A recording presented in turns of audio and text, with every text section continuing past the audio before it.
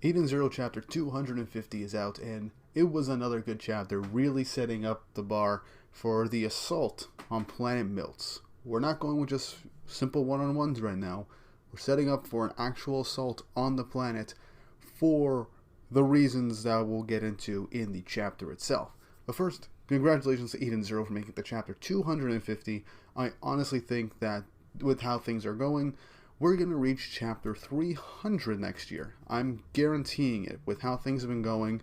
I feel like if Eden Zero is going to end off in some area, it'll be in the 300s. Since Mashima wanted it to be shorter than Fairy Tail, but around the same length as Rave Master. So, seeing as how we're about entering the 300 soon, I think 300 or so is probably going to be when we're going to be getting the inevitable climax or conclusion to this story. But this chapter gave us a bunch of answers and set up for what's going to happen once more, and I am all kinds of hyped.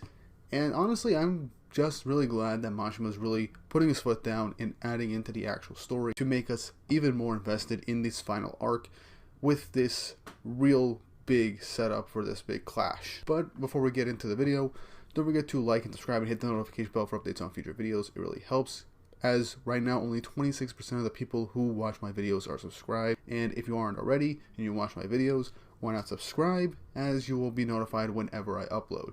My goal is to hit 10k before the end of the year, and I feel that with your help, we might actually be able to make it. But with all that said and done, let's get right into the review.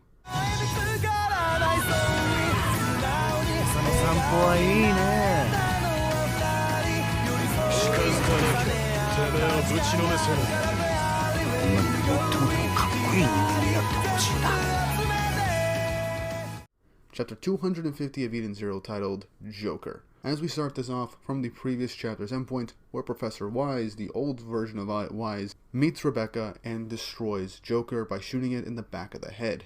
Rebecca asks what he's doing there, but Weisz says before he does that, Rebecca should probably put on a shirt, as again, in the last chapter she was basically fighting and running around naked. So, brief exchange over with, embarrassment, we look over the destroyed corpse, essentially, of the android Joker. Professor Weisz states that he was on Milts tracking down Joker, but this is just an alter ego of Joker and not the real one that he's looking for. He calls over for someone named Bernie in order to assist him. This person walks over and asks if that's little Rebecca that Professor Weisz has always told him about. As we get the reveal that this is the bunny girl that Professor Weisz was seen with and was actually just pointed out by Rebecca, but a lady from a cafe on Norma, so she has become Professor Weisz's assistant seemingly. But anyway, she hands over some tools to Professor Weisz, and Rebecca asks the important question, how are they able to move and stop time? But Professor Weisz points out that time was never stopped in the first place, as he begins to mumble some different letters and key notes as he goes over and examines the android, as he goes on to say, smudge and blazes, ignoring the laws of physics and conversion of matter. This thing has the power to reduce surrounding time to virtually zero. In other words, the power to slow down time for everyone else. I figured out that its range isn't very far. If you need proof, you can see it didn't affect the two of us. There, I've disarmed the reactor.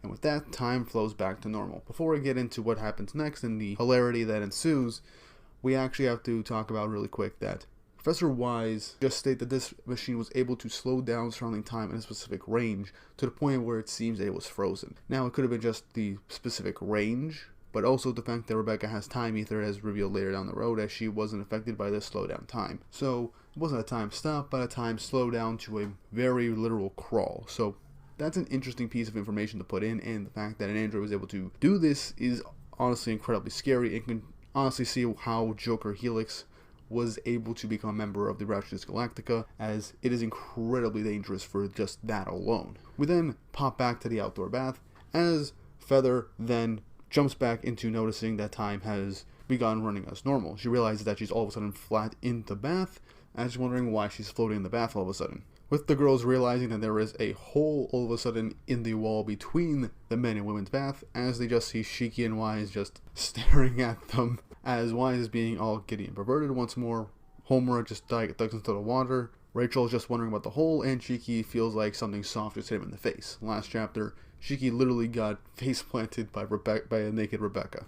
Anyway, they're wondering where Rebecca is, but Feather uses her abilities to find out where she is, and it's in the engine room, saying that she moved from the bath to the engine room in less than a second. And she picks up two unregistered intruders, and unidentified individuals.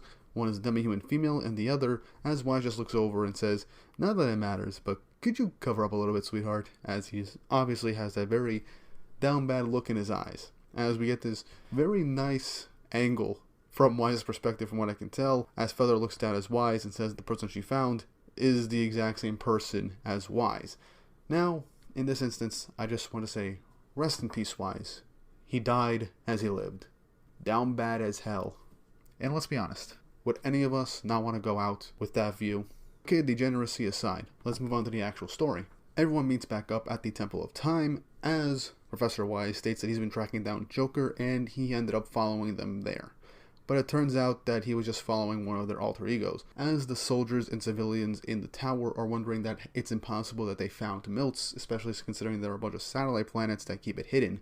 Happy jumps over to Professor Weisz to say hi, as Professor Weisz just pets Happy, saying that it's really good to see him again. Connor and Rachel bow, stating that they're very grateful for what Professor Weisz did for basically helping and taking care of Rebecca in her early years in her childhood, since they weren't able to, but he just says never mind that. Right now we need a defense strategy in order to take out the enemy. Shiki is actually excited that he actually gets to meet the actual professor that Rebecca has told him about from the beginning, since they never really met face to face like at all since they went to Norma. Homer looks over at the future Weisz, and then Professor Weisz looks over and is like, imagine my surprise to find my younger self here. As remember, this is Universe Zero, we didn't go through things in the exact order, so we never got contacted by the original Weisz and him telling them about No Time Paradox having his younger self there.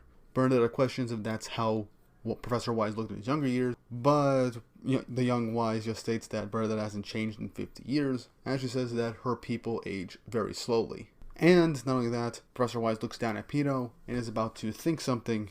I believe this is obviously going down to think of the origin of the Shining Stars and of Pino, because remember, in the early days of the story, Pino was sent to Norma by Ziggy in order to have some repairs or something implanted into Pino. So this also ties back because Professor Weisz also similarly knew Ziggy or was sent Pino for whatever reason, and this ties back into the Shining Stars origins and such, which literally I feel like we're going to get this answer in this arc. But anyway, Feather states that why didn't the time distortion affect Rebecca?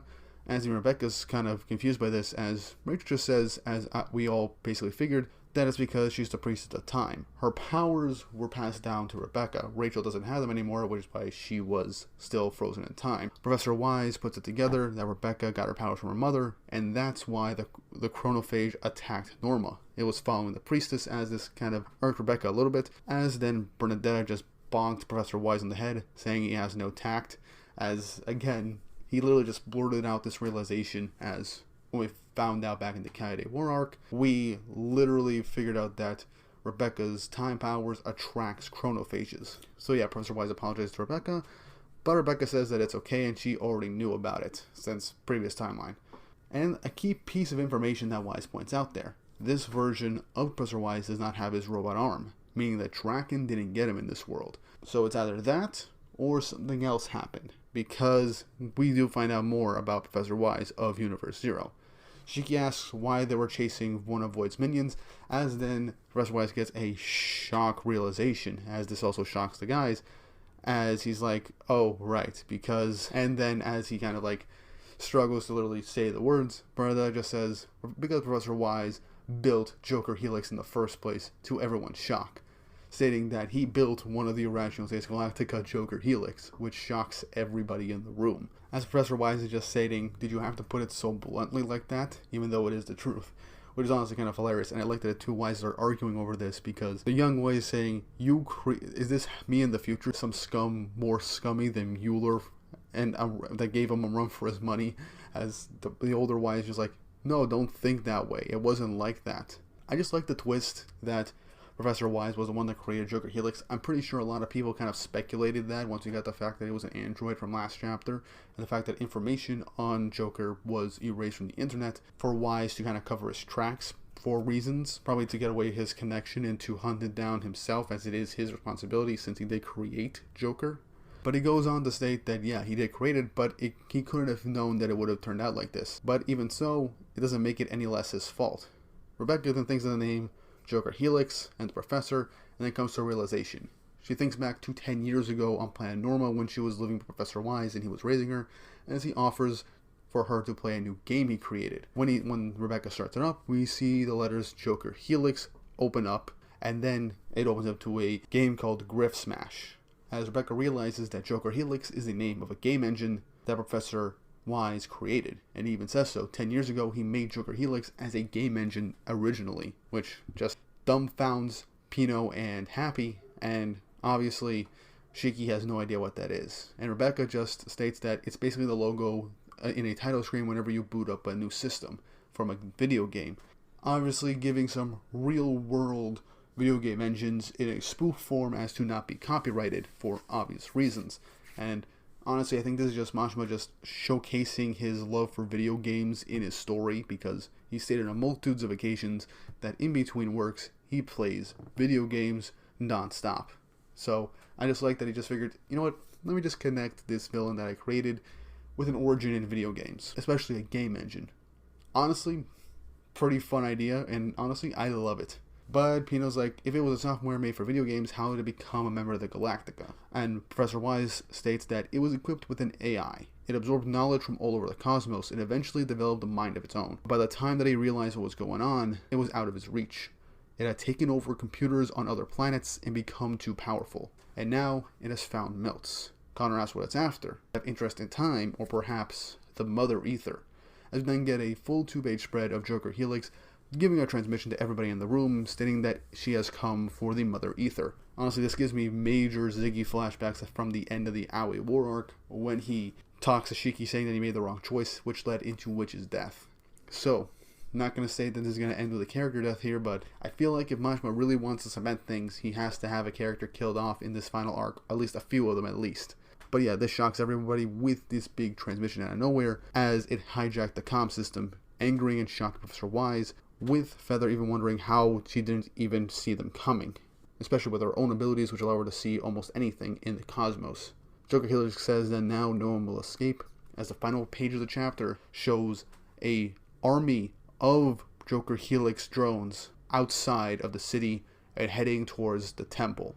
As it says, no one will escape from my rift in time. And man, that was a good chapter. So, we're getting set up for a big confrontation with a seemingly small army of Joker Helix minions, and they all have the ability to slow down time to a crawl. So, I feel like Professor Weisz didn't say that he might have some sort of device to keep the fighters from slowing down so they can actually fight these things, because I doubt that Rebecca and Professor Weisz will be able to handle a whole army on their own. It'd be cool and badass if Rebecca could fight off all of these Helix minions on her own, but I think we actually found Rebecca's main opponent now, because this has a connection to her personally. You can say it has a connection to Weisz as well, but aside from being connected to Professor Weisz, who she is very close with and basically raised her, she played the original game engine, and Rebecca herself has time powers, same with Joker Helix. So it just fits that the original Joker Helix might be Rebecca's endgame opponent, I'm hoping, if things play out this way. But right now, we're facing off an army of the minions, drones of Joker Helix, sent after the Mother Ether. Obviously, most likely sent here in advance from Void's order, in order to take the Mother Ether so they can go to Mother. So I feel like this is going to be the assault on Melts, and everyone's going to fight off these drones until eventually Void and the Irrational States Galactica show up, and they'll end up having a head start to Mother, while everyone else has to play catch up. I want there to be a character death on Melts, whether it be Professor Weisz, Rebecca's parents, or one of the main cast members. I feel like if in this big assault somebody has to die or be permanently crippled or taken out of the story for a significant amount of time for any form of consequence. If there's not, I'm perfectly fine with that, and we can save that for future portions of this final arc, but I am very excited to see what happens next, because Eden Zero has been very, very good, and I'm glad we're really getting into the real seriousness of this story. But what did you think of the Joker Helix reveal? How do you feel about Professor Weisz being the one that created it? And how do you feel that it's a time slowing down ability instead of a time stopping ability? And how do you think things are going to play out on Melts now that Baker's dozen of androids that can seemingly stop time can basically fight against the main cast. Leave your thoughts, opinions, and theories in the comment section down below. And if you haven't already, like and subscribe, hit the notification bell for updates on future videos. It really does help, and it shows you guys enjoy the content I make on this channel, and it keeps me motivated to make even more reviews. But with all that said and done, I hope you guys enjoyed the video, and I hope you all have an awesome day.